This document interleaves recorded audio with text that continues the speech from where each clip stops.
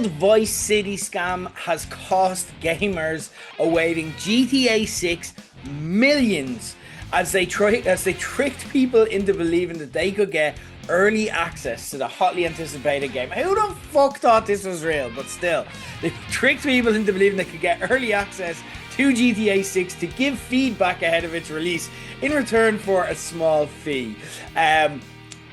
Look, I feel bad for you if you're one of those people, but also, I'm not going to lie, I kind of judge you. Like, you obviously weren't going to get early access to GTA 6, but I always do feel bad for people who get scammed out of money. But Gerry, as we get kicked off here, on the return of Low Blows, having taken a few weeks off after Low Blows Live, thanks everyone for attending. It was a great night, and I hope even if you didn't get to be there, you got to enjoy some of the vibe from the show that we released subsequently.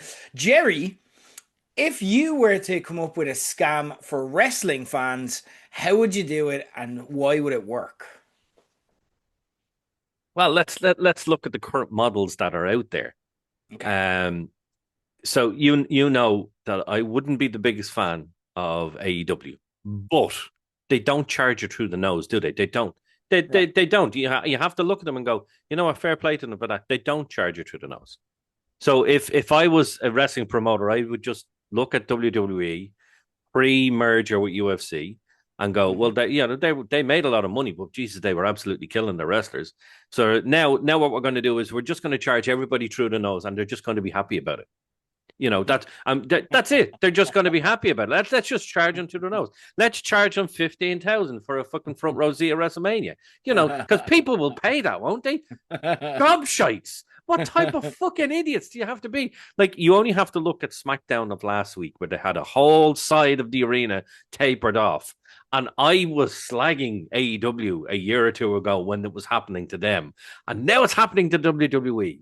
So, so basically convince people to go to these shows that they're going to be the best shows in the world, charge them through the nose, and then they're just going to be shit. So there's me actually shitting on WWE, not praising AEW, shitting on WWE. He's a new man after Low Blows Live. Who is this Gerry I see before me? Club WWE as well. I thought that's what you were going to say. That's that too, yeah. A scam. Fucking ridiculous. Unless, as we said before, they want to pay us to be on it. Then it's amazing and you should spend all your money on it. Spend every penny, empty your fucking bank accounts so we can get paid. Thank you. But if we're not on it, then it's a scam. And it's not scam. For me, when I thought of wrestling scams, I went a similar way to you in that I actually thought of something that exists. And for me, it's a fad that's caught on over the past decade or so in indie wrestling shows. And I hate it with very few. There are a few notable exceptions, but in general, I hate the concept of mystery box shows. All right, where they like the gimmick is we're not going to do the thing that we expect here. It's like saying and then asking fan and then treating it like it is a special treat for fans that they're not going to get advertised anything. Anything can happen. The only way it can work, and it did work like when like I remember Progress did a few like back in the day when they had links with WWE. It is when you have confirmed links with the likes of WWE or AEW, so you're gonna get a big star and everyone knows that.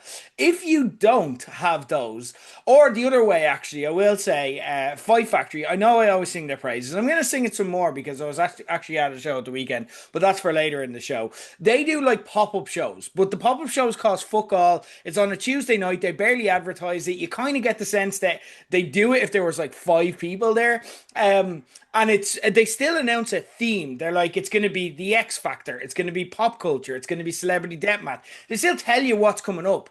Just announcing a show where you're trying to get fans to thank you and pay you for like not announcing anything and not promising anything. That's a fucking scam. Because what you're doing is you're getting fans signing their right away to complain and asking them to pay you for it. Because you're saying, well, we can just give you anything now. And that's it. And it's become just like, it is just the weirdest thing that like, somehow generally it's like good fans who go to this. It's the fans who like support no matter what, like but you've convinced those people that this is you're giving them a treat by not doing your job and coming up with something compelling to advertise for them, and that it's a value add somehow to just do nothing ahead of the show, not promote the show, and just be like, it's a mystery. Yeah, What the fuck? suck a dick at your mystery shows. Absolutely. Now listen, I actually have one more scam, and I think this is Okay, probably the best one. Right? go for it. Think of this. Right? Just think of this. No one's ever done this before. So just think of this for a second.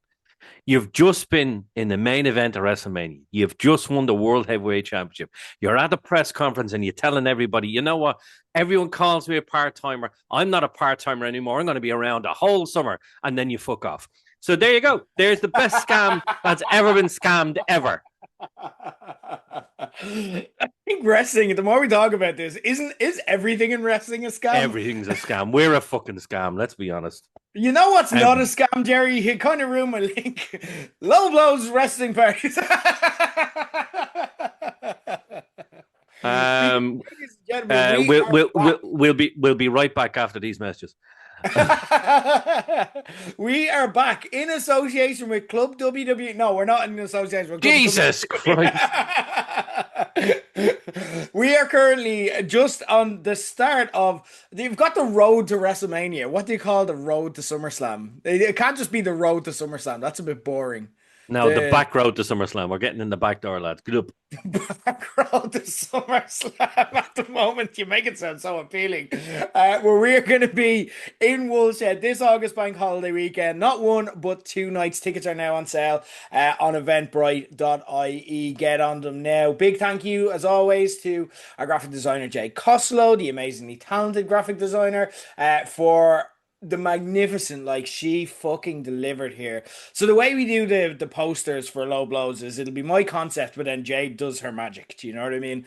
And I was like, brand new day, the new Spider-Man movie, and Demon Balor, and fuck me, she delivered. If you're watching the video right now, you're getting a glimpse of it. Oh my god, I love it. So thank you so much, Jade. It is fantastic. The way it's going to work is we're going to be drip feeding you kind of what to expect on the individual nights, but just to give you a kind of higher level version of things. On Saturday night, we're going to have a more intimate night. We're going to have a Ned's night. We enjoyed it so much for Clash in Italy, and I was like, we need to do more of these because it's just like you get to, like, they are smaller versions of Low Blows, but you get to kind of hang around with everyone individually in a way that you just don't for the bigger nights like Rumble and WrestleMania. So we're going to do that, and we're going to make it a bit unique as well so that it fits the actual room rather than just being a Low Blows party, but like in a smaller room. For those who don't know, by the way, Ned's is the back bar upstairs in the wool shed.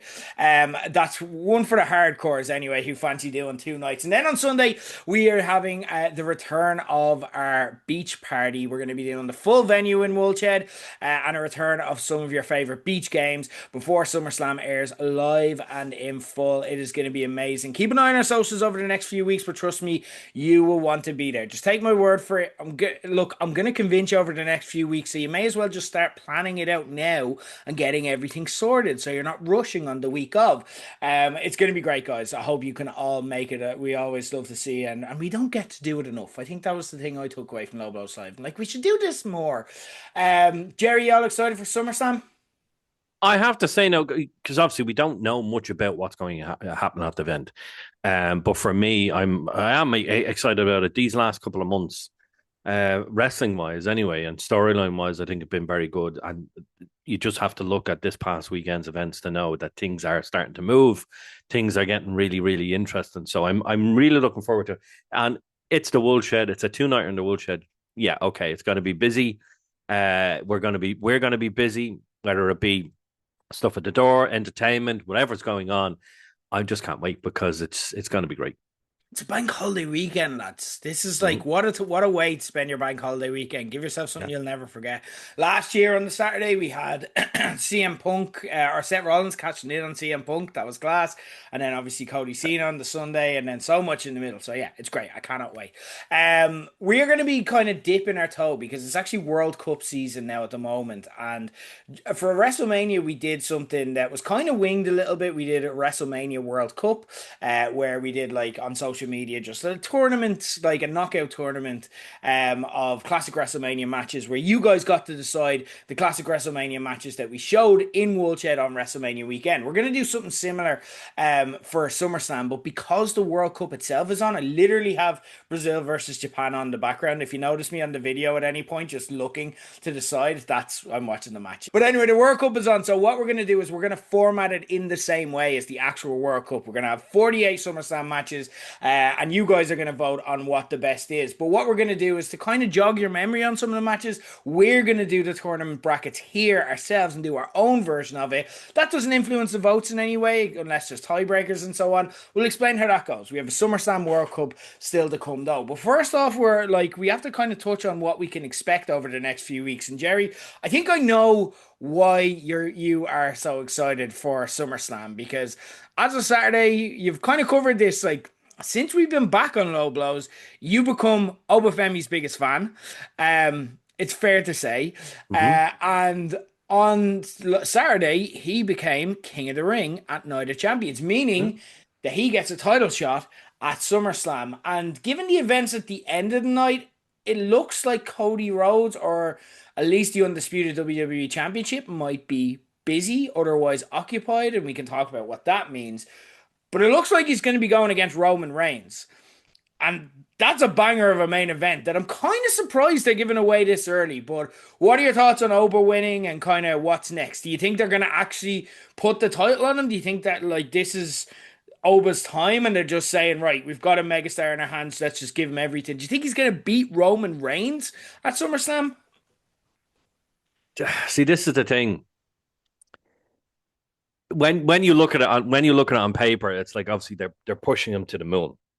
And with the fact that the part-timer, not part-timer Roman Reigns, I don't know what he is. He hasn't been around now for weeks.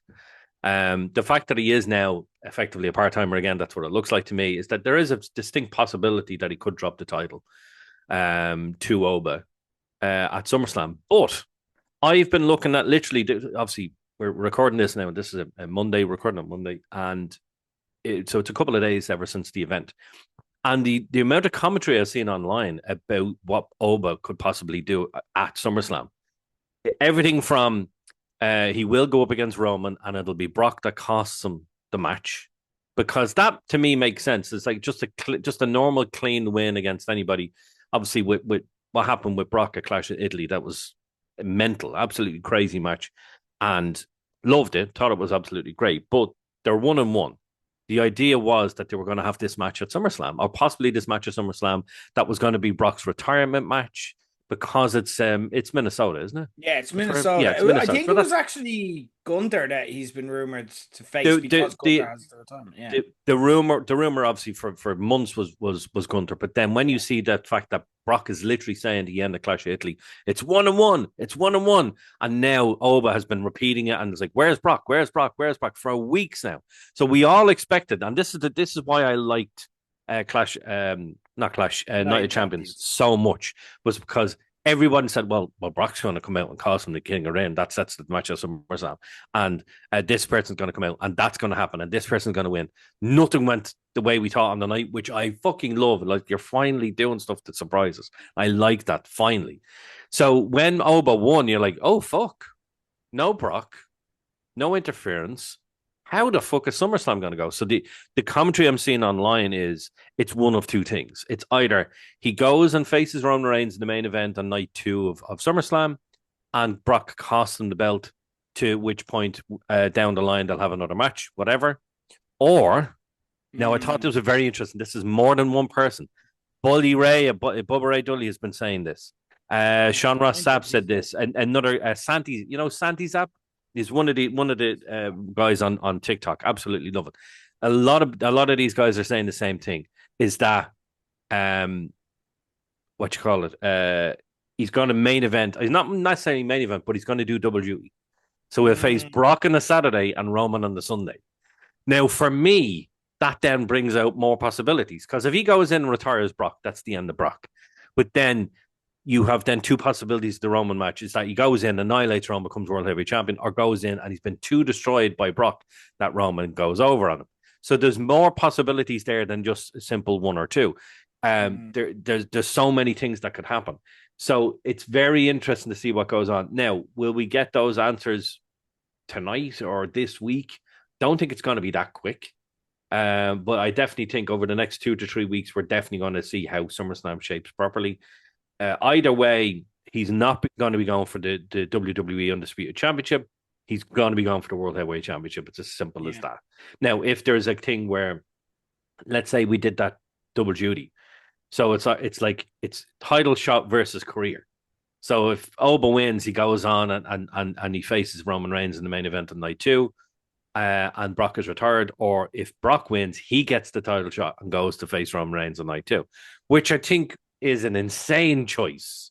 But again, if they did it, I'd be like, oh, they're really shocking us now. With all the shocks from this past week, I like the fact that they're surprising us. So there's definitely possibilities for this King of the Ring. Anyway, definitely possibilities of what they could possibly do with Oba. But I think whichever happens, even if Oba were to lose either of the matches, I think he still continues to rise up in the company because he's so big. Like all you have to do is look at his reaction as soon as he comes out. Yeah. Every crowd chants it. And I will say this, I thought the crowds in Riyadh the weekend were shite. Yeah. Absolutely dire. But they were not The dire for Trick Oba Williams Femi. match. Oh my God. I felt so fucking What bad the for Trick hell? Williams and Ricky Yeah, Saints. yeah. It's like, what are you doing here? I get that it's not the most built up feud. I get it. But Mm-hmm. Trick is over as fuck. He's got a great entrance, like, and you Yeah, just farted on the match. You're at a WWE pay-per-view, like, you've yeah. got 5 or 6 matches. Make them fucking count. Like, I would like to think that the reaction from that crowd and the last few times they've been Riyadh would be an indication that WWE will go, you know what? Why are we coming back here? This is shit. Clearly, they're only there for the money. They're only they're there for the money. WrestleMania They're there no, next year. yeah, and that's going to be the drizzling shits in terms of crowd as well. That's going to be shite.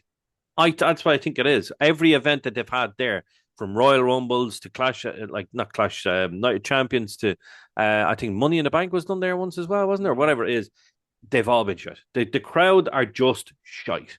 Like you could say to yourself, if you look at a lot of Japanese shows, the crowd is very silent, but that's a very different reason.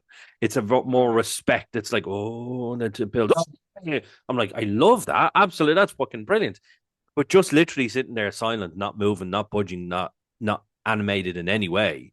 You Yeah. get a couple of events a year. Why are you doing like Yeah, fuck off? Like yeah, make it count. ridiculous. Yeah. I don't know if I'm ready to let go of Gunther against Brock, like, and maybe Brock's just not retiring, but I think Gunther should be the one to retire him. Like, why are you doing this thing with Gunther and having him be the guy if you're gonna have someone else retire Brock Lesnar, or Mm. acknowledge that and have Oba beat Gunther for the right to retire Lesnar or something like that.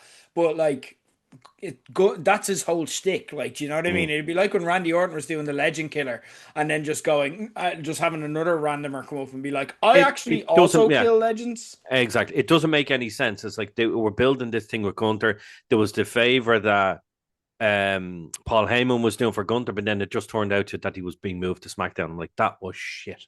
Title shot, That yeah, was crap. Like, what the yeah, fuck is that all yeah. about? Actually give us the match. That's But interesting. I can understand wanting Gunter to do it because I think like he is he's the career killer now. That's what he is. He retires people. So he hasn't had anything since what was it, WrestleMania? Yeah, if Yeah. I was WWE, I would like. I'd let go of the Ober Brock thing and just be like, you got the match twice. There you go. It's grand. Who cares? Like, I don't really care about them closing the loop and having someone win because I know Oba wins at the end. Do you know what I mean? And Yeah. I look at it instead and I go, Oba Femi versus Brock Lesnar, fucking huge main event. Or Oba Femi versus Roman Reigns, fucking huge main event. Brock Lesnar versus Gunther, fucking huge main event with Brock Lesnar's career on the line in his hometown. Like, I think the benefit of having those rather, whereas if you package Oba up, it's kind of like when they did, and this was a massive success. So what the fuck do I know? But do you remember WrestleMania 40 and they had like the main event of Saturday bled into the main event of Sunday, the tag match with The Rock and Cody and Yeah. all. like that's just one thing though for people to be excited about, and it has to work. Whereas you have two things for that are unique and two different selling points. Like if you're not interested in one, you'll probably still be interested in the other. So I don't know. Anyway, look, interesting times. We'll have time to discuss, and I suppose by the next time we're doing low blows, we'll have a fairly good indication. People listening to this right now might have a good idea because we're obviously watching before Raw. Oba will probably come out first and be like, Roman Reigns, I've forgotten about Brock Lesnar. Gunther can fight him. Roman Reigns, I'm fighting you. You know, for all we know. Yeah. Liv Morgan was fought Io Sky and will now defend her Women's World Championship against Io Sky after Io was successful in winning the Queen of the Ring. So we have our first SummerSlam match. This was a strange one because Liv was in the tournament. She hasn't really done much as champion yet, through no fault of her own. There was a plan for her to continue her feud with Stephanie Becker. Stephanie got injured, and then WWE just kind of just didn't know what to do with her basically. So they threw her into this and had her say, "Oh, I'm going to win both titles." Now she fought Io in the final, and Io's like, "Well, I've beaten you in the final, so now I can beat you for the title." Um, the match itself, I think, is going to be great.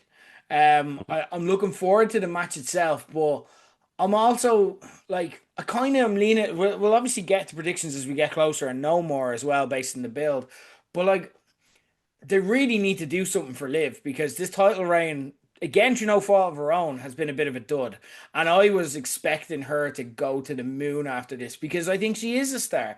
But it's just been really disappointing so far. And if this is the beginning of the end of it, that's a massive shame because I think they've dropped the ball with Liv. What are your thoughts on the whole EO winning and Liv and everything?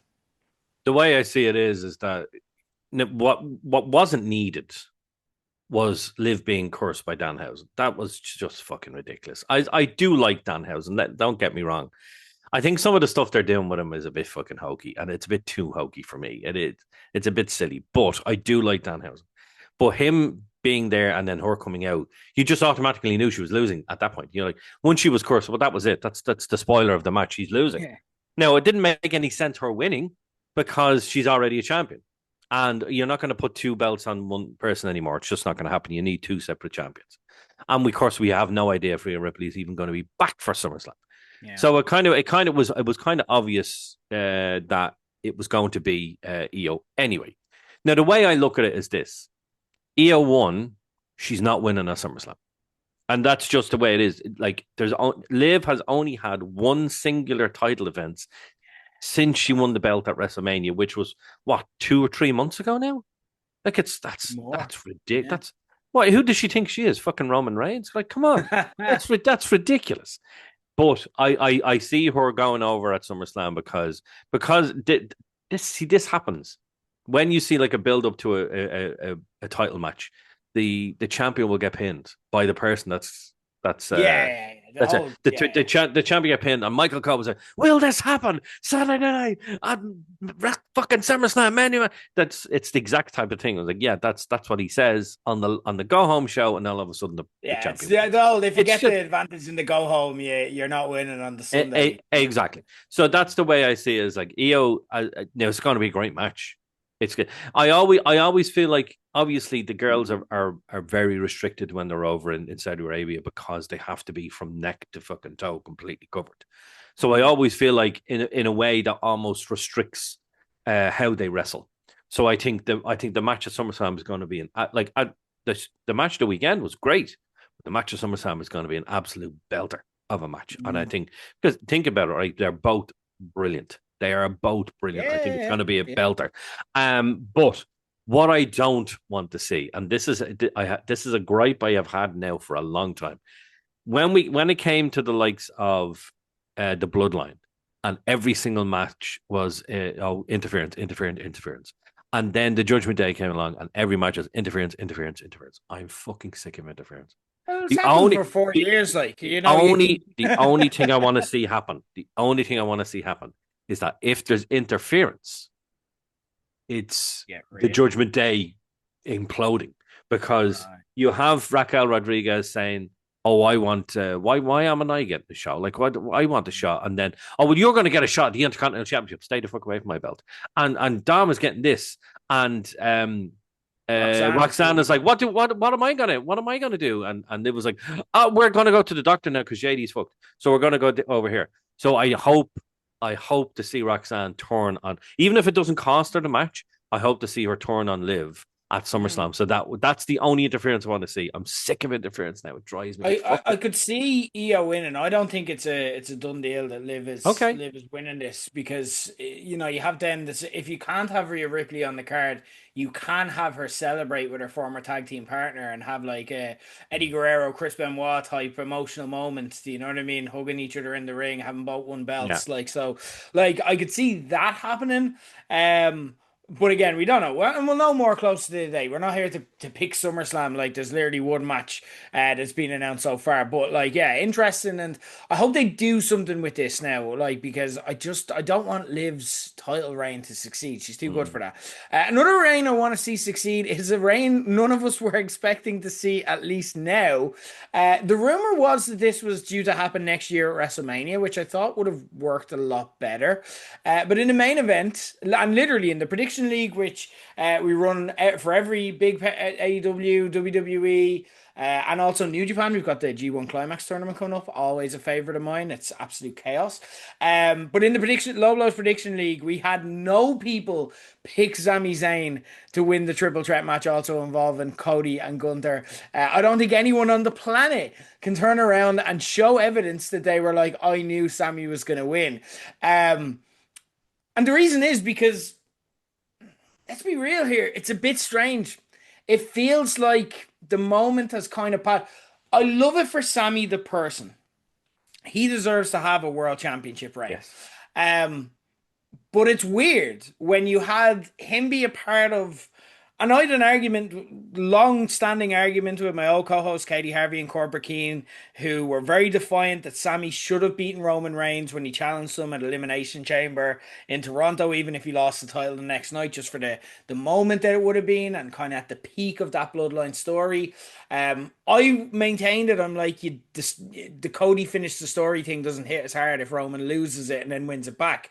So I didn't think that should happen, but I did want to celebrate Sami winning. And look, all of us probably jumped up out of our seats when we saw it happen, like especially if you're watching live. Mm. And none of us were expecting it, particularly at that moment, to look nailed on to be a Cody finish, which is why it was a decent finish. But now Sami's in this weird heel character that isn't fully clicking, and now they put the belt on him.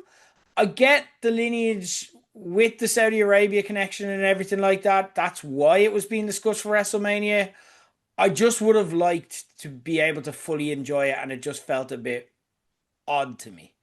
Am I being a Yeah. big sourpuss here, Jerry? Because it still is cool that No. Sammy's the champion, but there are so many times where this would have been much better. Oh, I 100% agree. When you look at it, let's be perfectly honest with you. Is there any true wrestling fan that's gonna go look at that and go, that that wasn't shit? Or sorry, I'm saying it wrong. True wrestling fans will look at that and go, absolutely deserve that. He's been in the industry for 20 odd fucking years. He's fighting tooth and nail. He fucking gives it his all. He has tried and tried and tried and tried and tried, and he never got it. And finally, he wins the belt. I'm like, that moment, Mm, just to set up and all for crossroads, roll up 1, 2, 3. Everyone went. It was like, and looking at the crowd and then looking at reactions of people online, I'm like, that's Undertaker at WrestleMania 30. Shocking. You're like, yeah. holy fuck, Sami Zayn just won the belt. What? Now, here's my problem with it. If you were going to do it, this wasn't the time to do it, because Mm, to me, it's a short title reign. I would have liked them to build it up a little bit more like that. Like I did like the idea of what they said, that this was actually the plan, or one of the possible plans for WrestleMania next year. It would have been spectacular to see him win. It would have been probably night one, yeah. main event, winning the title in Riyadh at WrestleMania. Wow, like what a moment that would be. It would absolutely fit, fantastic. And then you could plan 3, 4, 5, 6 months. Great, nice little title reign, whatever, and then we go from there. This is a month or two. That's all I see. I'm like, even if he gets to SummerSlam as champion, I'd be fucking shocked. Yeah. Do you see him? Absolutely shot. Do you even see him? What are the odds of him leaving SummerSlam with the belt? No, Just no, no, just no. not zero And chance. I hate to say that because I fucking love Sami Zayn. No, number one, he's a great worker. I think he Mm. has a great character. Though, is that the kind of heel stuff that he's doing right now clicking 100%? No, because you've got it is very, to me it's very much like Cody Rhodes, but the opposite way around. It's that Mm. they want Yeah. people, they're wanting people to boo him, but there are people cheering for him. Whereas Mm. Cody Rhodes, they want people to cheer for Cody Rhodes, but people boo for him. He very Yeah. much has the John Cena effect, the big dog Roman Reigns effect. It definitely we need to change it for Cody Rhodes. Something needs to happen here. I think we're getting closer to the Cody Lander, the Cody Homelander, the heel turn, and I think that's going to be spectacular. But that's him. Fuck him anyway. He's not champion. Um, I definitely think it's not everything is not hitting 100% in terms of the fans with Sami Zayn. But did he deserve to win it? Absolutely. I thought it was an Yeah. absolutely fantastic moment. I would love to see a long. You know what? I'd love to see him go to WrestleMania with Mm. the belt and lose it at WrestleMania, because even if it loses at WrestleMania, it means he went into a main event as WWE champion. It's the same Would with you the take same with, him and Kevin Owens getting to have a WrestleMania title match, or has that been too played out? right from the fan standpoint, for the person who has been watching it for 40 years, 42 years now, watching wrestling. How spectacular would that be? Mm. Is that going to sell tickets or pay-per-views? No. I I hate don't I know. I hate think that you're I really hate that I'm underselling him. saying that. No, I hate that I'm saying that. I really do. But it's like, do you remember a couple of years ago? It was like it was supposed to be the WWE title or the undisputed title was going to be Kevin Owens versus Jericho, and it was the belt was taken off, and they were in the middle of the card. That wasn't Yeah, going to but sell that tickets. like I think, to be honest, I think if WWE can't sell Kevin Owens versus Sami Zayn in, like, Sami Zayn is the one person that you can actually look at the Saudi Arabia connection, especially the journey he's been on with Saudi Arabia Yeah, as well, and say that actually there is some kinship there that I don't hate. It doesn't mm. feel revolting in the way that a lot of the other, like CM Punk being like, I love Saudi Arabia now, man.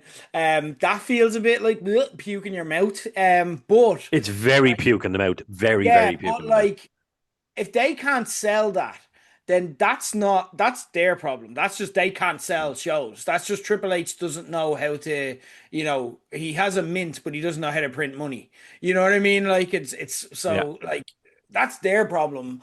And the fact that they dropped the ball with Kevin Owens and Chris Jericho a few years ago, again, that's they fucked up. Like, that's not a sign on Kevin Owens or Chris Jericho and their sellability. I think there's a world where you absolutely could sell it. I think it writes and sells itself. You just have to take it home. But we know WWE struggle with that, and they have lapses of faith, and they have this mindset of, we'll pay Roman Reigns, CM Punk, Cody Rhodes, and Seth Rollins. We'll pay them loads of money. But then the rest of the roster will ask them to take a pay cut because they're not worth anything. And it's like, well, they're not worth anything because you're not doing anything with anyone but the four lads that you love. Like, so yeah, that's on them. I agree that this is going to be a short title reign, and I think it's a shame, but it's tough not to feel happy for Sammy. I just, when I think of how the year started with him doing that promo about how his child said, and how many times have you held the WWE Championship, which is just stuck with me and so on. I'm just like, oh, this is the end of that. Do you know what I mean? It's like yeah. Cody Rhodes finishing the story at No Mercy. Do you know what I mean? Like, it doesn't hit the same. Like, it's not like you do it at Yeah. fucking WrestleMania. You do these moments at the things that count. You do it at SummerSlam. Like, even is better. Like, but If just for this had happened at SummerSlam, yeah, if this had happened at SummerSlam, I absolutely get it. But SummerSlam is not in Riyadh. But That's why it imagine was us done also, there. like, imagine us just having a chance to be able to appreciate this for a while and just sit with it and just be like, is Sammy going to get the title? Like, if it was Sammy and Cody built up for SummerSlam, because they've been doing well with the storyline that they're doing for what it's worth. But imagine, like, we were all looking forward to it and we're like, the crowd is going to do a double turn or something like that. And then, like, imagine we had a bit of anticipation, but instead it's in this random fucking three-way. Um, where no one's expecting a title run or no one's expecting a title change, and they see that as a value add, but I don't know. I think you've depreciated the value that you could have had if you'd have done Sami Zayn winning the belts right. I think it's a Yeah, net loss for WWE, but they'll never know now, so they can turn around and they'll spin it as a success. And I'll be a jealous hater who doesn't know what I'm talking about because I live on the internet, because that's how they respond to anyone who says something they don't like. But I am happy for Sami anyway. yeah, That SummerSlam still to come. We're going to be delving into it as we know more about the party and the pay per view and stuff like that as the weeks go on in the build up to it. But now let's talk about SummerSlam's past, Jerry, because we are ready to get into the World Cup of SummerSlam. So just to explain how this is going to work, like I said at the top of the show, we want to let you decide the best SummerSlam match of all time, similar to how we did with WrestleMania, with the main matches that you guys pick on our social media. It's going to be on our Instagram, hashtag low blows, where you can just like vote through our stories. We'll put stuff up every day, so just make sure you change it. Switch on notifications as well if you like, if you don't want to miss any of the votes as well. The main matches are going to be shown as part of our SummerSlam weekend in the Woolshed. It's going to follow an identical format to the World Cup and the way the draw is pulled out. So there's 48 total matches here, okay? It's going to be split into 4 groups of 12.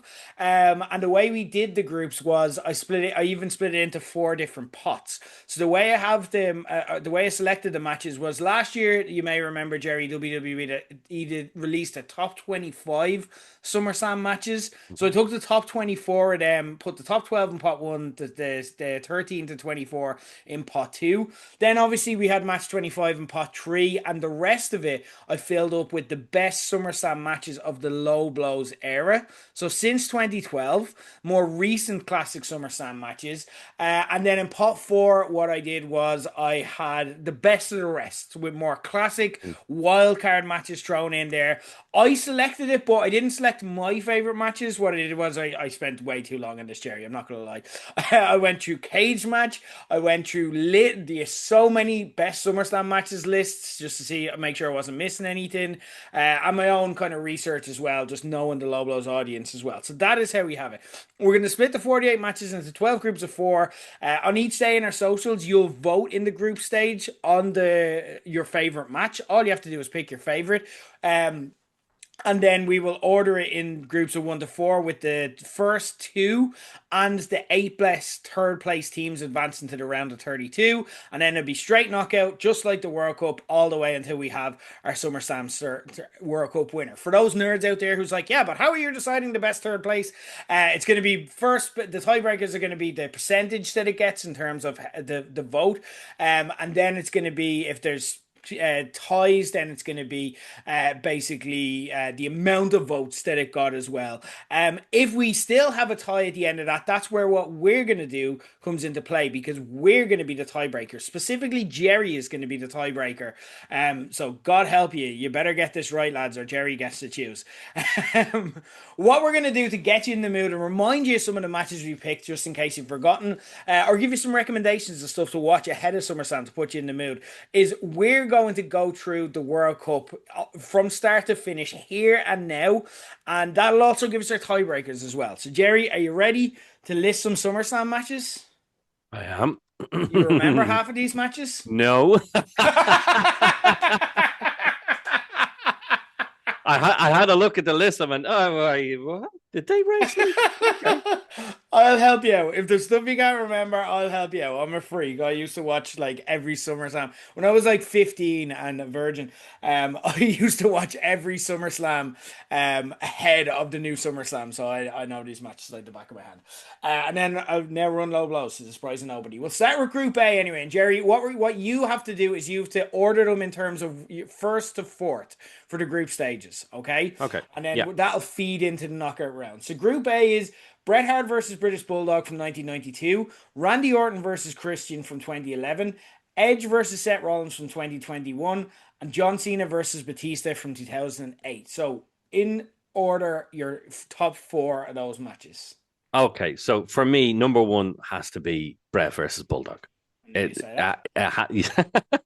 So Bret versus Bulldog. I'm going to go Edge versus Rollins 2. Ooh, okay. I'm going to go Orton Christian for 3, Okay. and Cena Batista 4. I would have gone Orton Christian ahead, but that's okay. It's your draw. Okay, fine. Okay, interesting. Right. Group B, Cena versus AJ Styles, Jeff Hardy versus CM Punk, the TLC match they had in 2009, Becky Lynch against Natalia from 2019, and then Virgil against Ted DiBiase, which a young Jerry, I bet he watched that live back in the day. From 1991. Jesus Christ, you're making me feel old. Yes, I would have been 7 at the time. So, There you go. I knew you would have fuck seen you, you prick. it. Right. This is actually a tougher one for me, I think. Okay. Top. Oh, I'm gonna go a little bit out there. I'm gonna go Becky Natalia, number one. What? Yeah. Fuck off. Who Yeah. won that match, Jerry? I have no idea. I'm just going for Becky. You fucking you absolute sham. You absolute sham. Ahead of Cena against AJ Styles. Yes. Fuck's sake. So it's going to be Becky versus Natalia. It's going to be Cena AJ. It's going to be Jeff versus Punk. And it's going to be obviously Virgil versus Ted DiBiase last. Fuck that Oh, shit. that is fucking sacrilege. Jeff Hardy versus CM Punk. People are screaming right now. Like you made someone These are yell my at what choices. I don't care. These are my you choices. just made someone yell at what the fuck are you at on the bus right now? I hope so. And they can come at me all they want at fucking SummerSlam in the Woodshed. Fuck every one of them. Group C, this is a tough one. This is the group of death. I'm going to say that about 4 different times.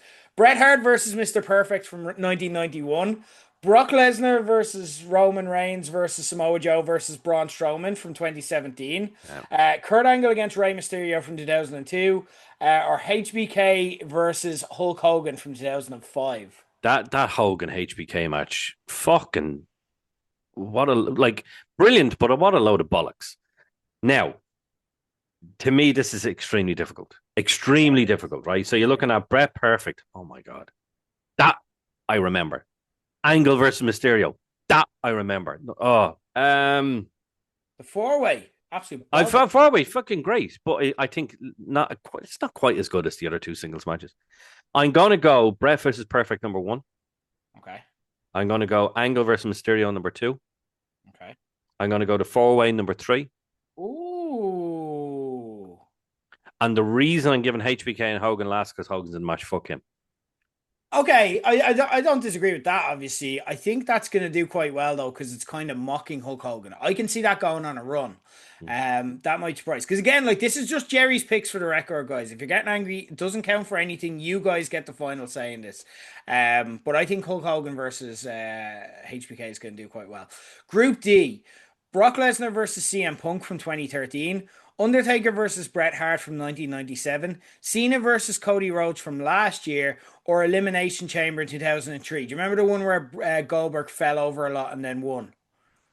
Oh yeah. Now I remember. I was like, which fucking elimination is that? Yeah. Now I know what it is. Not the good one. Again, this is actually another tough one. This is another tough one. Oh Jesus Christ. I tell you what, right? No, I think a lot of people are looking at Taker versus Bret as number one here, right? You think? I'm not going to go for that. Yeah, I think there's a really obvious one. Well, I'm going for Punk versus Brock. Yeah, that's the obvious one. I think everyone is. Yeah. I'm going for Punk. I'm going for Punk That's versus Brock. I'm going Taker versus Bret. Okay. I'm going to Elimination Chamber. Ooh. And then You didn't Cody pick Cena versus versus Cody. No. Like Goldberg fell over as soon as he got out of the chamber. It wouldn't make a difference. It's still better. Okay, fair enough. Cena Cody is out of Jerry's draw altogether. Yeah. Group B, Bret Hart versus Owen Hart in the cage match from 1994. Fuck's sake. Rey Mysterio against Eddie Guerrero in the ladder match. Winner gets Dom, 2005. Finn Balor versus Seth Rollins from 2016. Or Test versus Shane McMahon from 1999. Underrated banger, by the way. Okay, I know Test versus Shane was a spectacle, but just put that last, just so I can get it out of the fucking way. That's going last. Okay. Oh man, this is bullshit. This is fucking bullshit. These three, like any of these three matches could be number one. Just because I am more old school than anyone else, I'm gonna go Bret versus Owen, number one. Okay. I'm gonna go. It was Eddie versus Ray, was it? Yeah. Eddie versus Ray, number two. And then it was a Finn Balor and Rollins. Balor Rollins, yeah. They'll go number 3, and the other one goes last. Okay. Group F, TLC from 2000, the first one. The Rock against Triple H, 1998, the ladder match. CM Punk versus Gunther from last year with the Seth Rollins cash in. Or DX versus Legacy from 2009. I made the fourth spot a bit easy for you. Yeah, and fourth spot is the last match there, Yeah, DX yeah, versus yeah. Legacy. But fuck me, another 3 match. Jesus Christ. Um, okay, I have to go TLC because it's that iconic. TLC is number 1. It's literally going to go TLC number 1, Rock versus Triple H number 2 because I wanted to put them first, but TLC just beat them to it, and then Mhm. Punk versus Gunther for last year. I think you're underrated last year's match. Punk versus Gunther was a Great match, great great match, finish. and even the cash in after it. Like I'm a big Punk guy, and I wasn't even that pissed off at it because it was Mm. so well done, so well Yeah, done. Love that, and watching that was a wood. Yeah, we were in the woodshed. it That was in was the that woodshed. was It that was. was brilliant. That It was was brilliant. unreal. Yeah, I'll never forget Jimmy Malloy having the worst moment of his life, and then Keith sitting beside him spilled a pint on him just to add to his misery. yeah. Actually, Keith spilled Jimmy's pint on him. So not only did he just see CM Punk lose seconds after he won, he was now soaking wet and he didn't have a pint to console himself. It Come on, was, Keith. Well done. and Come we on. got it on video. We got it on video. Check it Yeah. out from last year if you want. Group G. Shawn Michaels against Triple H from 2002. Brock Lesnar versus Seth Rollins from 2019. Roman Reigns versus Jey Uso Tribal Combat from 2023. Or Ultimate Warrior versus Honky Tonk Man 1988. You're giving me some very obvious number 4s in these fucking picks, so I'm gonna go Warrior Honky as number 4 here. That's fucking ridiculous. Fair. Um, oh, those 3, Jesus Christ. Just personally for me, I thought it was an absolute banger of a match. I'm gonna go Triple H versus HBK, Yeah, the all-time number 1. classic. Absolutely Could fantastic. win the entire thing. Yeah, oh Jesus, yes, absolutely. The other 2, I'm gonna go Reigns versus Jay as number 2. Good show. And then I'm going to go Lesnar Rollins number 3. Yeah, I think that's a good show. Group H, The Rock versus Brock Lesnar, 2002. Bianca Belair versus Becky Lynch from 2022. Not the one where Becky came back and beat her in seconds, the rematch a year later. Yeah. Cody Rhodes versus Brock Lesnar 2023. John Cena versus Randy Orton 2007. Now, Jesus. Now, there's no obvious number 4 in this one. No obvious number 4 in this I one. think there is a really obvious number 4. I'm going to go. Oh, fuck me. Right. So, my number 1, I'm going to give it to Cena Orton. Okay. Number 2 is going to be Rock versus Brock. Okay. Number 3 is going to be Bianca versus Becky. Okay. And then Cody and Brock for 4. I think that is the obvious 4. I thought that was a terrible match. WWE just loved to Hmm. put it in. I think it snuck in because it was on the WWE list. You just Um, look at the names and you think, well, that has to be a better match than yeah, what no, it you're was. It was remembering. actually It was dirt. shite. Yeah, it was Yeah. shite. Do you remember the whole like Cody broken arm gimmick and all of that? Like that was that. I actually Um, only watched it earlier on. Interesting. I only watched it No earlier. way. Group Y, Shawn Michaels versus Razor Ramon, the rematch from the ladder match from 1995. Seth Rollins against John Cena from 2015, the one with Jon Stewart interfering. We were in Woolshed for that. The Usos against the New Day from 2017. It was actually on the kickoff show, but then a lot of people came away saying it was the best match on the card. And then Randy Savage versus the Ultimate Warrior from 1992. This is a tricky one. Ugh, Sneaky Jesus. group of death. What's wrong with you, you bastard? Um. Oh, you know what? I'm gonna go Usos versus New Day number 1. Yeah. Usos. I'm gonna go Cena Rollins number 2, Ooh. and I'm gonna go Savage Warrior number 3. Oh, you're eliminating the ladder match rematch. Okay, Yeah. okay. Because you want to know why? Because it's not the fucking ladder match. Yeah, it's not the one you remember. It's Yeah, yeah. not the ladder match. I'm Yeah. like, no, it's not Every getting number time I one. think of like the ladder match, I think of the other match. So yeah, that's Yeah. it's not a bad show. Like that's fair. Okay, interesting. Group J, only three left to go. Taker versus Edge, Hell in a Cell 2008. Austin versus Kurt Angle 2001. Sasha Banks against Charlotte Flair 2017. Or Jeff Hardy against RVD in a ladder match from 2001. This is a killer for me because once I saw Austin's name, I automatically wanted to put it number one. But then you're putting these three other matches there, going, "Oh, you prick." Um, I'm gonna go right. So I'm gonna go Taker Edge number one. Okay. I'm gonna go Austin Angle number two. Okay. Jeff versus RVD number three, and Sasha versus Charlotte number four. Interesting. Okay. Group K. Oh, this is tough. John Cena against Daniel Bryan from 2013. John Cena versus CM Punk from 2011 after the pipe bomb. Alberto Del Rio against Christian, also from 2013. 2013, actual banger of a show. Yeah. Or Shawn Michaels versus Vader from 1996. Again, another one young Jerry stayed up and watched. That was definitely one I was 12, so I Yeah. definitely stayed up for that one. Jesus fucking Christ. What is wrong with you? Um right, okay. Punk versus Cena, number one. Okay. Just because it came right after the pipe bomb, and that would have been like Punk's like last night, wouldn't it? Mm-hmm. Yeah. So that, yeah. No, it was after he came back. So do you remember Money in the Bank? Oh, they were two. They were the two of them were champions. Yeah, So this that's is the when rematch unifying them. after he came back with Cult of Yeah, Personality.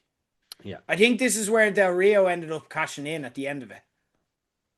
Okay, well, we're going Cena Punk. Okay. Cena Punk. Oh, you fucking bastard. I'm gonna go Cena Bryan. I would have picked out number one. I don't even think Cena Punk is the best John Cena match in this group. But anyway, interesting. It's your choice, not mine. I will go then number three, Del Rio versus Christian. Great match. Sneaky great match. And number four, HBK versus Vader. I don't like that I'm marking a lot of HBK matches on number Oh, four. It's very ridiculous. It's controversial. ridiculous. Well, But we'll yeah, nearly put HBK. you out of your misery for the group stage. We're now going to go to Group L. So Group L is Brock Lesnar versus Roman Reigns from 2022. Do you remember they went mad with the ring and Yeah, going lifted it up everywhere? and all that. Yeah, This is just a Lesnar special, actually. Brock yeah. Lesnar versus The Undertaker. Do you remember The Undertaker started laughing in the middle of the match? Oh, this was after the WrestleMania 30. Yeah, Yeah, yeah, yeah, yeah, yeah, yeah, yeah. And then another Brock Lesnar match, Brock Lesnar against John Cena from Was 2014, this the squash? the squash match. Yeah. And then a classic tag team match. It is Heart Foundation against the Brainbusters from 1989. I'm gonna just put that tag match last. That is one of the best tag team matches. When I was learning to do tag team wrestling, I know that match inside out. I've wrestled that match before. It is an absolute classic if you want to learn about what real tag team wrestling is. So, Jerry, you're incorrect, but you're a big Brock Lesnar fan. I might be I'm not a big Brock Lesnar fan. I'm actually not. Well, you It's picked only him because above all the rest. no, it's only because there's so much fucking Lesnar in this. I'm like, well, it's I have to do it one way. This is fuck me. This is tough. But I'm actually going to go in the order you sent. I'm going to go Reigns versus Lesnar, number Okay. one. I'm going to go Brock versus Taker, number two, and I'm going to go Brock versus Cena, number three. Because Brock, it was just a squash match. No one wants to see that. And actually, no, hold on. I'm actually going to change. Okay. I'm going to change. We're going to stick with the first two. So Brock versus Reigns, number one. Brock versus Taker, number two. Hearts versus Brainbusters, number three. And Brock versus Cena, number four. You threw me a bone there. I appreciate it, Jerry. Okay, now we get on to the tricky business of having to pick. We have 12 third places. I need you to pick the best 8. I need you to order them from 1 to 8, okay? The matches are Randy Orton against Christian, Jeff Hardy against CM Punk, the 4-way from 2017, the Elimination Chamber match where Goldberg fell over, Balor Rollins, Punk Gunther, Lesnar Rollins, Bianca, Becky, Savage Warrior, Jeff Hardy, RVD, Alberto Del Rio, Christian, Hard Foundation, Brainbusters. I need you to order them. Start at 12. So start at the worst match, the match you want least, Del and then Rio work Christian. there. What? That was an excellent match. I don't care. It's You, my you fucking prefer the list. Goldberg fell over match. What are you? Del He Rio came out Christian. of the Elimination Chamber last, fell over, and 3 minutes later he won. Yeah. You're just trolling now. Yeah. So Del Rio Christian's last. Elimination Chamber is what, 11th? Okay, yeah. Lesnar, Reigns, Joe, and Braun. What? And, Great match. It is a great match, but there's lots of other great matches on this fucking thing. Yeah, well, I suppose that's the whole idea of this exercise. So yeah. Savage Warrior. Okay. 9. Ooh. Okay, so those 4 are out of the World Cup now. So Okay. now we're just the top 8 we keep, but this decides the order that they're in. Okay. So first is going to be Balor Rollins. Okay. That's number 1. Number 2. Fuck it, I'll throw you a bone. Heart Foundation versus Brainbusters. They're number 2. Good man, Gerry. Good man. I talked you around. They're number 2. Oh, Punk Gunter, number 3. Okay. Hardy Punk, number 4. Okay. Orton Christian, number 5. Yeah.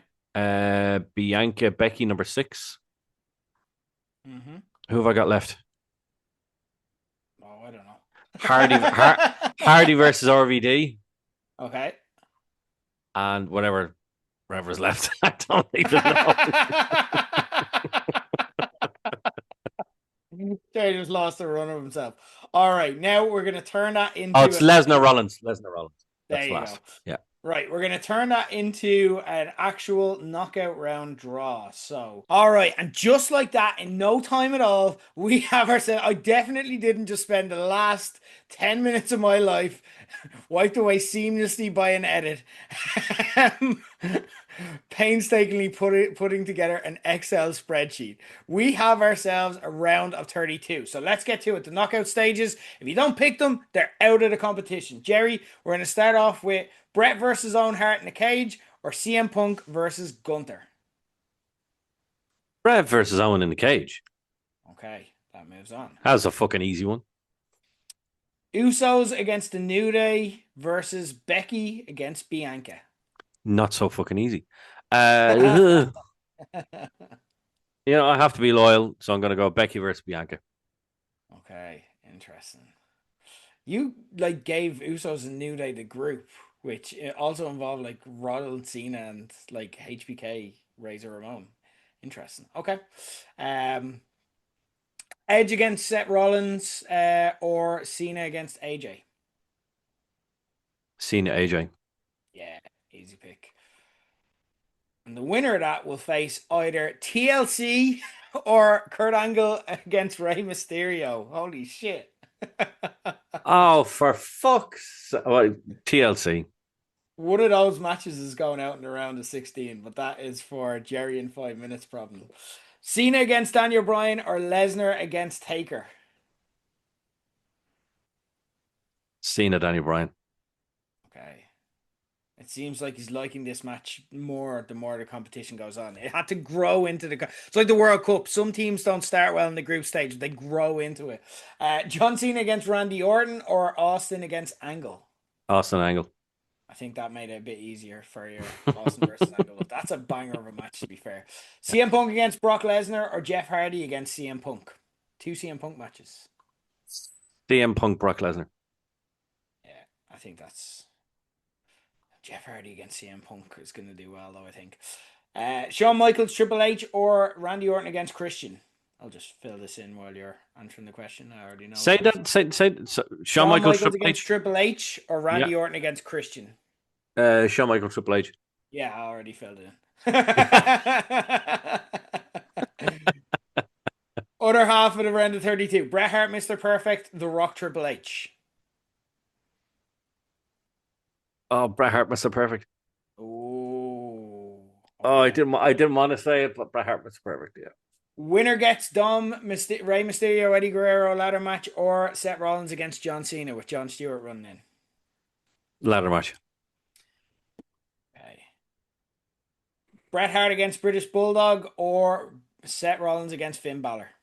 Ah, Hard Bulldog. I already filled it in as well. Uh, Brock Lesnar against Roman Reigns, or Alberto Del Rio against Christian. Brock Lesnar, Roman Reigns. Yeah, I knew it. Taker against Edge, Hell in a Cell, or Rock versus Brock. Taker, Edge, Hell in a Cell. Oh, that was very quick. Could that be a sneaky favorite? Taker, Bret Hart, or Tribal Combat, Roman Reigns, Jey Uso. Taker, Bret Hart. Oh, I don't think that's going to win if that's the actual draw. Becky against Natalia, or Brock Lesnar against Seth Rollins. Brock Rollins. Okay. He says he doesn't like Brock, but Brock is making 15 in the last 16. John Cena against CM Punk, or the Hart Foundation and the Brainbusters. I've already filled it in. Say it to me again, just. John Cena, CM Punk, or Hart Foundation, Brainbusters. Fuck you, John Cena, CM Punk. One of my top 5 matches of all time there, just gone by the wayside. Well, then you choose them, then, you fucking arsehole. It's about to get real, okay? We're down to the last 16.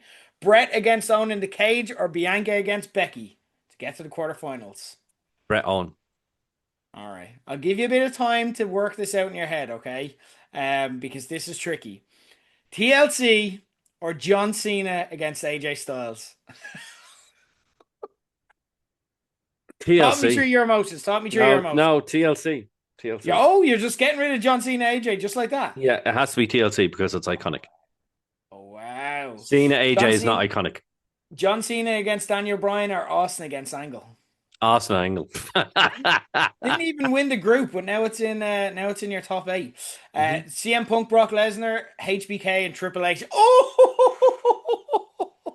no, it's another easy one. It has to be HBK, Triple H. Yeah, I agree. That is a banger, but yeah, you might be forgetting what you've picked to face it in the quarter. Oh, I know.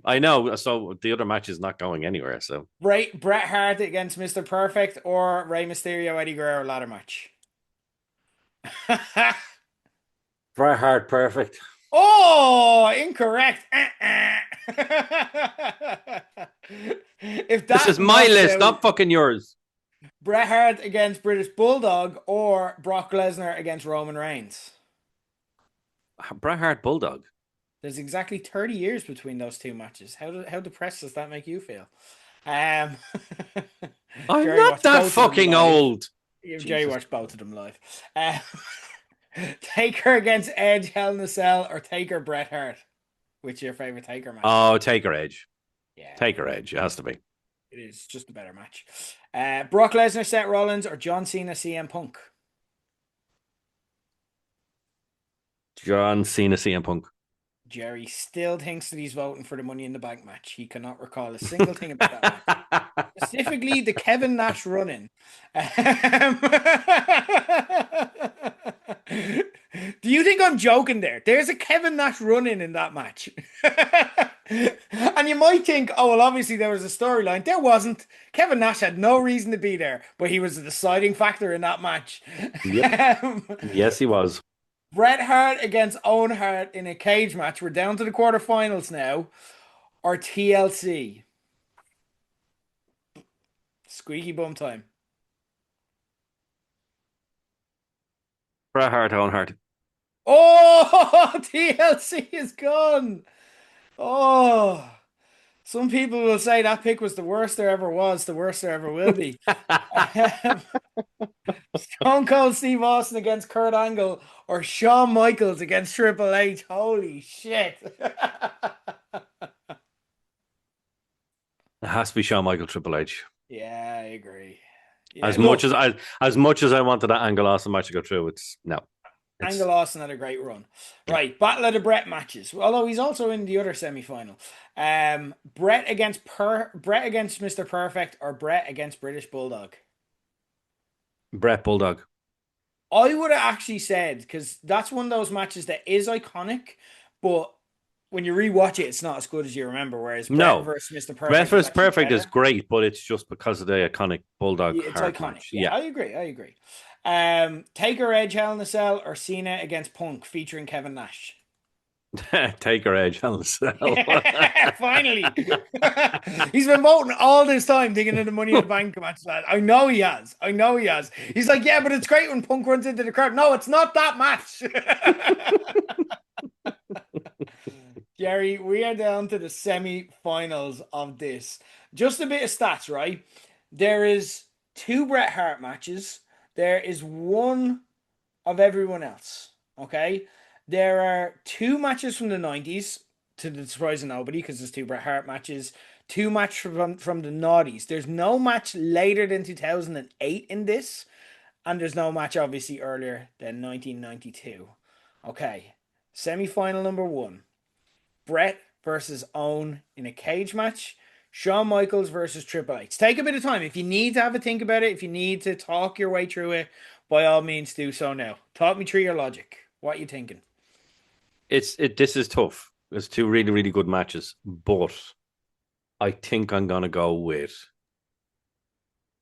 the one I think it's the one I remember the most. And it's gotta be HBK versus Shawn Michaels. Oh, it's That's HBK versus Triple H. that's unfair because that happened a mere 24 years ago, whereas Bret is nearly 30 years. It's 32 years ago it happened. So, and what age were you in 1994? 1994, I was 10. But you've eliminated like Shawn Michaels versus Triple H because you don't remember it as well, or you No, I remember it didn't. No, better. no, I didn't eliminate Shawn Michaels versus Triple H. I said I No, you wanted to win. eliminated Bret versus Owen, sorry, Yes. because you remember Shawn Michaels versus Triple H better. No, it's because I only watched it recently. Oh, that's fair. That's fair. It is an epic match, and it's in the final. Bret Hart versus British Bulldog, Taker versus Edge. 1992 plays 2008. The youngest and the oldest match in the final four. But what's going through to the final? Talk me through your logic here, Gerry. So obviously, the Bret Hart Bulldog is iconic match. A lot of hype around the Wembley Arena. All of that, and then you've just got like Taker in his prime, in his fucking prime. This was super fucking Taker.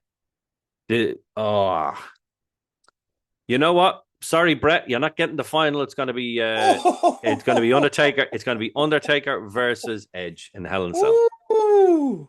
Remember, guys, Gerry doesn't speak for you. You vote on your own panel yourselves. It will be a democracy rules, but tonight it is a dictatorship. The dictatorship of Gerry. Gonna be huge, guys. It's gonna be great. They go He's gonna build. huge, huge. He's gonna build a reflecting swimming pool where it plays these matches. Except it's green, so you can't really see the matches. But we're in the final, Gerry. Now, give me a bit of commentary and talk me through the logic of your choice and your experience of these matches, what you remember of them. One half of the final is Shawn Michaels versus Triple H in 2002. Do you remember watching that match? Yes. Talk me through Yeah, yeah. your memory. That was one of those matches that I do remember watching. And as I said, I only watched it recently. There's just something about like when you look at this type of match, so basically this is two genuine best friends knocking the absolute bollocks out of each other. And as we see over the course of the last 20, 30 years, there have been many of these types of matches. I will go to the likes of Rollins versus Reigns. They always knock the bollocks of each other. So bangers, always banger matches. You've got Sami Zayn versus Kevin Owens. They're just amazing, and I think it's the idea of them being best mates, so they know each other so well that they will genuinely go out there and just knock shite out of each other. Mm. Absolutely, absolutely amazing. What I Um, remember about this was it was Shawn Michaels' comeback match. I stayed up mhm, live to watch this. I loved it. I'd only recently gotten Sky Sports in the house, so I could stay up previously. yeah. Until 2002, I had to get my auntie to record it because she had the satellite dish. And then I'd watch it like on a Wednesday or something like that. And if people came up to me in the yard being like, "Hey, did you see this?" I'm like, "Shut the fuck up," for Yeah. days on end. But this was the first SummerSlam I would have got to watch live, and it was Shawn Michaels' comeback. I remembered him briefly from being a kid, but like those kid memories where you're aware of the person, but it Hmm. doesn't fully land. So this is the first time I could appreciate him, and just the worry and concern that we had about his back and would it give out. And then you had the best, for my money, the best seller in the history of pro wrestling, selling what we worried would be a back injury. And fuck me, Triple H then worked the back. Do you remember like the backbreaker onto the chair? And oh my God. And then Shawn Michaels coming back and winning, and just the disbelief, jumping up and screaming. Because like he didn't win with Sweet Chin Music, he won with just a bridge pin. Triple H went for the pedigree. Shawn Michaels hooked the legs, did the bridge pin, 1, 2, 3, real quick. And then just the crowd just jumped up because nobody believed that Shawn Michaels could even wrestle in this match, because we were told for years he could barely fucking move. His back is so bad. And then now we're like, that was maybe the best ever Shawn Michaels match, and it was his first match since 1998, the Mike Tyson Stone Cold WrestleMania main event. Absolutely incredible. Um, on the other side of the final, talk me through your memories and experience of Taker versus Edge, the Hell in a Cell. As I said, when it comes to like, I wouldn't be the biggest Edge fan. I really wouldn't. I know he's had some great matches, some great runs, some great title reigns, but I wouldn't be the biggest Edge fan. But I am a Taker fan, and this was the era that Taker was just, he wasn't running 100% or 1,000. He was 1,000,000% here. He was Mm, mint.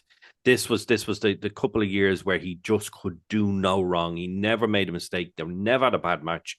Even if he was put in there with fucking Khali, he would have had a decent enough match. He was just, what's that phrase? Firing on all cylinders. That type. yeah, He was just. This was peak Undertaker, and it's great to be able to look back on this and try and forget the last couple of years of his career where it was just mm, the drizzling shits, absolute drizzling shits. Ever since WrestleMania 30, just nothing ever seemed to go well from. So up to that point, he was just amazing. And Hell in a Cell is his match. He doesn't get to win a lot of them. He really doesn't get to win a lot of them, but that's his no, I match. think he's got a really good Hell in a Cell record. I think he wins. I think he was pretty much unstoppable for a while, and then he lost a few towards the end of his career. Well, you see, I always go back to the very first one that he lost. It was the very first one he lost. What? He he lost the very first one. I think he beat HBK in that. He did not beat HBK. That's when Kane came in and knocked the shit out of You're him. right. You're right. Yes. Sorry. You're right. Good show. You call yourself a fan? What a fucking arsehole. What a fucking arsehole. Um, this is very, very tough because this is Edge Taker at their peak. This is the comeback for Shawn Michaels. Everyone wanted to see Shawn Michaels back, and it It's genuinely is one of those matches where you are afraid. You said it yourself. You yeah. are in fear of, oh my, please don't hurt, please, not your back, please And be able to and walk like after again, this. just I know I said it already, but like you have the person who is the best that there ever was manipulating you. And it was such a joy to be manipulated because it worked out okay. It Mm-hmm. was so nice. It's just that beautiful thing that only wrestling can give you when it's at its peak. But also, like, I know I'm leaning very strongly one way, but like to kind of give Taker Edge its due as well. Like you're getting two people at their peak. That was the first proper heel Edge run. Mm-hmm. And it was like him getting his comeuppance inside the Hell in a Cell, but also it was him. Again, you have to remember that this is the same person that was in TLC. Mm-hmm. This is the same person that was in all the TLC's matches, the early ones at least, and made Plunder his specialty. And it was more like we always think of it as you're talking about the Pete Taker. Let's give Edge some love here as well. He brought it in this. Like, I don't think anyone thought much about Edge being in this. It's like, oh, it's a Taker Hell in a Cell match. But then you remembered that, oh, this is the guy who gave us TLC, and Yeah. oh, he can fucking go. So could be voted. It's in the last two of Jerry's best SummerSlam matches of all time. Could be the best quality Hell in a Cell match of all time. For me, Taker Triple H at WrestleMania 28 is always gonna win that, but that's just for Oh, personal reasons.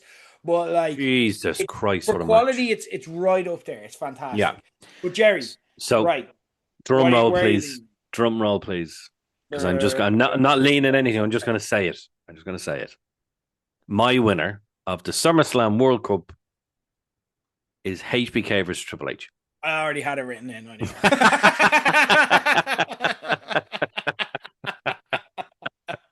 You did really well to drum up a bit of tension there, though. I respect. I respect it.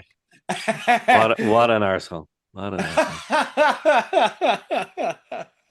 There you go. That's Gerry's winner. And also, like, that we will use that to decide tiebreakers if we need to. But it is not Gerry's decision to make ultimately what you watch if you join us in Woolshed for SummerSlam weekend. You guys will make that decision yourselves. Join us on the Low Blows Instagram, hashtag Low Blows. Put on, if you want to get updates as soon as we post new stories and be able to vote, you can turn on notifications and you can get basically a ping every time. And we won't take advantage of that, I promise, guys. So that is the World Cup, and join us over the next month as we tip through that with all of you guys, and you guys get to have your say. Will we see some similarities? We'll probably won't see as much Bret Hart in there. I don't know. Well, I don't know. People like Bret Hart in the WrestleMania one, so we'll see. Very intrigued. And the part I like about Low Blows is there's such a diverse age range, so some things can just surprise you. Like Yeah. Low Blows, like people love Batista. Batista always goes really far in anything like this that we do. So, and there's certain people that are random because they're of an era that just connect with so many of our kind of base. So, I'll be very intrigued to see if how similar that plays out to the actual draw. Gerry, thank you very much for that. We're just about out of time, but before we finish up, Gerry, anything outside of what we've discussed that you want to plug? If there's nothing you want to plug specifically, then anything you want to give a shout out that you've just been enjoying or appreciating or want to kind of give some love there or have a minute to discuss. Um, well, I'm just back from London. So Yes. we had a 3-day trip in London last week. Weather was horrendously bad. And by bad, I mean like it was so fucking hot, sunny, the whole lot. But we made the most of it and we went to see two shows. Now, it's one of these shows I went to see, which was Book of Mormon. Huge fan favorite, was absolutely jam packed. It's been going on 10 years now in the West End. It's still jam packed every night. And we had such a great time going to that. But what I have to plug is a brand new musical. It's only opened there, I think, maybe 2 months in total. And it was just out of this world amazing. And that was Beetlejuice the musical in the West End. Absolutely amazing. They made it more relevant to you because they slagged Trump. They talked about the Epstein files. They talked about the fact that Keir Starmer was losing his job. I'm like, that just happened. That just fucking happened. It was brilliant. And like even Beetlejuice says at the start, he says, we're going away from the source material here. So you're going to see stuff that you've seen before and you're going to see stuff you haven't a clue, and fuck you if you don't like it. There was a lot of kids in the audience. I will say that. A lot of kids in the audience, but a lot of innuendos being shouted out by Beetlejuice and the rest of them. I was like, Jesus Christ. To the point where my 16-year-old Chloe was sitting beside me and like just laughing her fucking head off. I do mean laughing her head off. It was brilliant. She loved it. So we had a great time. So if you get a chance, if you're in London, you get a chance, you want to go and see a musical, go and see Beetlejuice the musical. Guaranteed, we're probably going to get it here in the Board Gosh, but it won't be the same. It won't be the same actors. So if you get a chance to go to London, go to see Beetlejuice the musical. It is brilliant. Okay, good stuff. Sounds interesting. You've definitely sold me on it. Dublin Comic Con as well is coming up. Dublin Comic Con, it's actually a very short time until Dublin Comic Con is the weekend after SummerSlam. So you're talking, what, 5-6 weeks away? To put it this way, we have so many names coming to it, I actually can't remember them. But the big one that came out recently was we will have on Sunday only for a very, very special appearance is Charlie Cox of Daredevil fame. So we cannot wait to see him. There may be another surprise. Ooh. I literally cannot say any more than that because the deal is not finalized. If the deal gets finalized, I will let you know in the next Low Blows. But this could be, if not as big as Charlie, probably bigger. Last time you said this, you ended up getting like the Night of the Seven Kingdoms stars when they were at the peak of their like kind of pop culture relevance. So Mm-hmm. you're talking a big game. You got to live up to Yeah. that. Okay, but you seem confident that you will. Mm-hmm. Yeah. Well, Okay. see, this is the thing. You have to just wait and see. Tickets are always limited for these as well. They do Yeah. tend to sell out. So, what's the easiest way for people to get tickets if they want something to do the weekend after SummerSlam? DublinComicCon.com. Go and get your tickets now. They are selling quite fast. I will say August is always busier than March just because it is a bigger con. The spring one, it used to be kind of like a smaller show, and it's just become its own engine, its own beast now at this point. But the summer one, the August edition, is always the big boy. So we really, really cannot wait. Unfortunately, I think over the last say month or two, they did unfortunately announce that we wouldn't be getting Horicon this year. Just the dates didn't add up to what we had and to what the premises had. So we will be moving that to next year, but we will be going back to Cork this year. So we'll have Cork Comic Con, Dublin Comic Con summer edition coming up in August, first and foremost. Really looking forward to that. The sheer amount of guests that we have, it's going to be a fun one. Very, very fun. Exciting times. Exciting times. There you go, guys. You have your SummerSlam weekend planned, and then the weekend after planned. Looking after you guys as always. There's a few things on that I'm watching at the moment. Like The Bear did its final season. I binged it over the weekend. It was very good. I personally enjoyed it quite a lot. House of the Dragon, I feel like we're going to talk about more as we tip through it. Like Mm-hmm. I'm literally going to watch the new episode as soon as we finish recording here. But I also want to talk about a show that I attended last week. It wasn't in London, but it was in the sun, and it was like fucking tough. Let me tell you that. In the sun, it was in the Fight Factory. And that is like heated in October. Like you'd be sweating in October, so never mind a heat wave. The biggest pop of the night, get well, at least one of them came from the new GM Tom Tuck, friend of Low Blows, used to host a show on this network and has guested on this podcast multiple times. He announced that there'd be not one but two intermissions to help handle the heat, so it got a huge pop on the night. It was their annual Grapple Game show, which is the biggest show of the year. And what I want to talk about here is I just want to give a shout out to someone who had an unlikely huge moment in it. Because if you don't know Fight Factory, and I really recommend that you should go see them, because literally you will see the stars of tomorrow and you'll see the stars of today. Not lying, Lyra Valkyria was at ringside for all of this show. And the best part about it is everyone just leaves her. Like, no, you kind of worry when she's hanging around and just walking around because she just likes to be around the vibe of Fight Factory. It's her home promotion. But everyone just leaves her alone and lets her kind of enjoy the show, which is great to see. But also, like, more WWE people were there as well. So you literally see like WWE people show up every now and then. It's very, very cool. But it is their biggest show of the year. Lyra Valkyria was actually the first ever winner of the Grapple Games match. Just saying, I put her in it as GM as I was at the time. I make some good decisions, Gerry.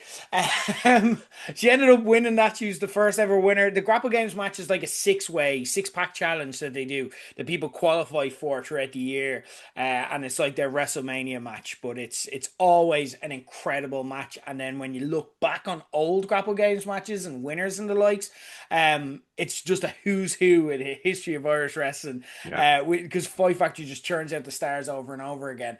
The winner of this match was someone that I think was the last person anyone expected to win, and the reason that it was because they actually retired just a few months ago. I want to give a shout out to a wrestler that people from the scene who follow the scene will know, but people who don't probably won't have heard of. But someone that got a much deserved kind of big win. His name is JB, short for he used to be known as John Bernard on the scene, and he's kind of a journeyman in the Irish wrestling scene, and he's someone that I feel I've always related quite strongly to JB. JB is like he was never tipped to be like kind of the um, he was never the LJ Cleary of the class. Do you know what I mean? He was never kind of the Fabio or Martin Steers. You know what I mean? He was the guy that had to work for everything that he got and did work for everything that he got. He's a person who I always related to him, especially when I worked for Fight Factory, because I literally remember I announced his first ever match, which was the second ever Project Next Gen match, and Project Next Gen is like kind of the showcase that we gave to trainees in Fight Factory for their first ever match on a proper show. I remember I was the announcer for that match, and I noticed them also, like we used to do matches before shows were there, where it was just like in front of a hot crowd of like wrestlers like performing as well. And it was a chance for us to kind of see the guys before they were on shows. And he used to wrestle on them and would always get over. And we're always really creative kind of gimmicks and so on. Um, he is someone, and Gerry, I remember, I think I've said this to you before, but I always say to people that I do shows with, I'm like, you will get back from the audience whatever you put into it. You know what I mean? If you hold yourself back and you try be cool and you don't try and like be authentic, the audience has a weird way of picking up on that. And they do in wrestling as well. Whereas if you put everything from of yourself into this and you really be your true authentic self, even if you're going to upset people at times, the audience will eventually realize that and they'll see that and they'll appreciate that for you.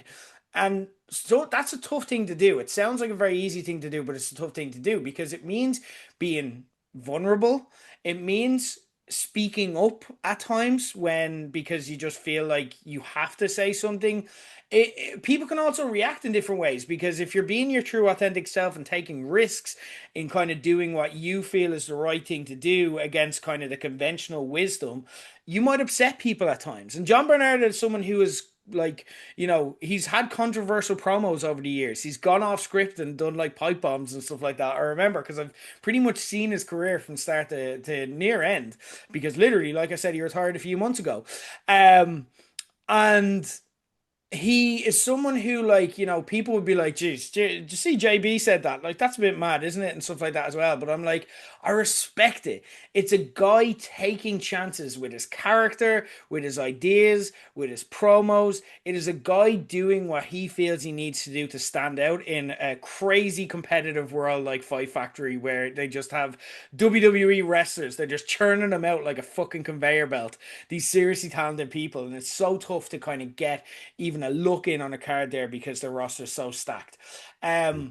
A few months ago, he came out and cut a promo on one of the shows and said that he'd had a child recently and he couldn't give what he needed to be able to give to be on the mats in Fight Factory. So he didn't deserve a place in the show. So he just asked for time and he was going to bow out respectfully. Now, turns out that was a bit of a Mark Henry type deal. um, and he was interrupted during this by like the heel promo or the heel stable in Fight Factory built of Andy Steele, CBL, and Galaccini. And they beat him down. And it was just kind of like, oh shit, that's the way he's going to go. He's literally going out, getting a beat down from some guys until a couple of months ago on a show where he came out and made the save against the guys. And then the new GM, Dom Tuck, announced because it was always a big thing in JB's career that the grapple games, again, it was just something he took to heart that he always wanted to get to it. But because he's kind of a mid-card heel, he'd never get the opportunity. He'd never get in the match. He'd always lose in the qualifiers. Yeah. And then all of a sudden now he's this good guy because he's just playing himself as a dad. And now Dom Tuck, after he's retired, just comes out and he's like, you know what, JB? You're going to be in grapple games this time. And we all went on Friday night to Fight Factory and we kind of thought we were seeing JB's last match. It's like, this is really nice. They're giving him his final match in the match that he always wanted to be in. Like, he didn't have a script after this. You know what I mean? This is his swan song. This is his goodbye. If he didn't win this match, he was done. But he was the last person you thought. Like, we were literally having conversations in one of the two intermissions where people going, who do you think's going to win? And because it's six people, everyone has their different theories. Like, but JB was the name that nobody was saying. It's kind of like Sami Zayn against like Cody Rhodes and Gunther. And then the end of the match was just fantastic. Like, there was a whole story with a referee that the heel stable had been bullying, and then he turned on them and actually did the whole ref pushing them down and kind of all of that stuff. And then out of nowhere, JB gets Andy Steele in like a crossface with a belt that he'd used to whip the referee. And all of a sudden, Andy Steele taps out. And JB won the Irish Junior Heavyweight Championship. And let me tell you, Gerry, right?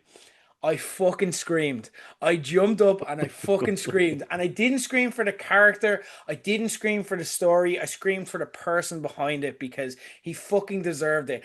And he walked around afterwards. He celebrated for about 20 minutes. He walked around afterwards with the title belt. And you could just see on his face This isn't character. This is him just taking it in. Finally, just a hard-working guy who worked his ass off. Never the most. Again, I don't think he'll disagree with me saying this or have an issue. I think he'll probably say the same and wear it as a badge of honor, if anything. Never the most naturally talented wrestler. Never the guy that anyone picked to kind of go forward and this and that. And that's what made it. He's just a good guy who took chances in his career, who took shit, who took risks. Not everything he did worked, but he put his heart in. He gave everything he had to that ring. And on the night when he had his big moment, the crowd gave him everything back. It was a beautiful fucking moment and a well-deserved moment for JB. So I want to give him a shout out. Well done. Congratulations. It was an I, honor to be there that night. Fight Factory, amazing, amazing shows. You really need to be there, mm, guys. They announced the 19th anniversary is coming up in September. They're going to be in Trinity College for that night. And if you know the history of Irish wrestling in Trinity College, guys, you know that that is going to be a very special show. They haven't had shows in Trinity College in, I think, way before COVID anyway. So, yeah. yeah, it's been a long time. It's going to be a star. So make sure I you get. have to say now that to me, that story that you said there absolutely epitomizes exactly what Fight Factory is, what Fight Factory has always been. It's run by the best. They get the best training. You have wrestlers going from there to WWE. Like you only have to look at the majority of wrestlers in WWE. Where did they come from? They came from the Fight Factory. Yeah. You know, they've worked with other promotions in this country, like OTT, like up the north over in England. You know, I'm not trying to harp on anyone here. It's just they all started, bar one or two people, they all started in Fight Factory. Hmm. That's where their careers began. So you only have to look at that lineage of Irish wrestlers and go, that's where the best are. That's where the best are trained and they go on to do bigger and better things. Such a great story as well. I think it's fantastic. I saw the pictures from the weekend. I'm like, wow. I Yeah. said I would not have guessed that at all, but it's great to see. I can't imagine it was pleasant for people in terms of the heat and whatnot, but I think, and in that moment, I don't think anyone would have cared about the fucking heat. I think it would have been amazing. Now that you've said it out loud, it's going to be September. It's going to. Do you know what date in September it is? I have tickets, but I can't remember the day off the top of my Okay, head. It's on the Fight Factory social media though. I'll Fight I'll, Factory. I'll have a look. I am away for part of September, so I hope it's not away during this because if I'm here, I will be there 100%. I will be there. I've always wanted to go to one of the Trinity shows. I've never had a chance before, and the fact that Ah, this is coming back as well. I was like, yeah, absolutely. yeah. Um, the one thing for me that would be ever so slightly disappointing about it being a Trinity show is that Justy would not be there. Um, You're right. Good show. well, yeah, We got yeah, fucking Joffrey Baratheon in there, like at one show, like.